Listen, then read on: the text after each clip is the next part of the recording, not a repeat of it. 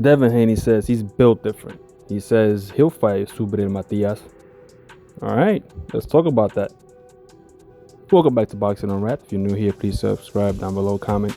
I take all comments seriously as long as it's constructive. My name is Ahmed the Artist. I'm an artist who also loves boxing. I analyze boxing, and sometimes I'll throw in a couple of references here and there, pop culture, and talk anime, and also show my art, or I'll show a background of my art, or as you see here, an anime clip. But anyway, let's get back to this situation. So Haney says he'll fight Subriel Matias.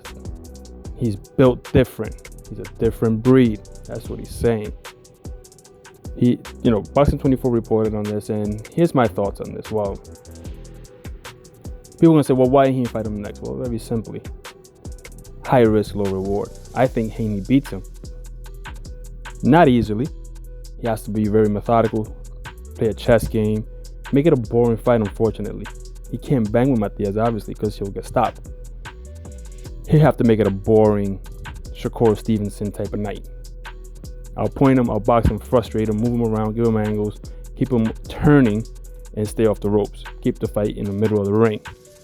Haney can do that. He has good feet, good hand speed. Just has to stay out of the way from them hands. Now, again, why is he not next? Low risk, high risk, low reward. But he said after the Ryan Garcia fight, more than likely that's, he would do that, no problem. But here's the thing. Ryan Garcia is not a easy fight either. Now, a lot of casuals will tell you, or haters of Ryan will tell you, oh, that's an easy fight for Haney. It could be. But if all things are said and done, it might not be. He might not get past Ryan Garcia. And I don't know if I see Ryan Garcia fighting Matias, but let's say he gets by Ryan Garcia, Haney does. That's a smart fight. Now, with Subriel next, it's a unification that gives him another chip to negotiate bigger fights down the road and be the A side. Because, you took the big money fight with Ryan. You made that bag. You can take a high risk, low reward monetarily with Subriel down either at the end of the year or the beginning of next. If you were to win that fight now, and if everybody else still has their titles and are still where they're at, or the other champions, you have a bigger stake to claim and say, I'm unified, you are not, I beat so-and-so, so-and-so, so-and-so, you haven't had a reasonable fight in such a long time, blah, blah, blah. You can go ahead and make that fight and make that demand. And people were saying, well, it's a low-paying gig with Matias. It might not be.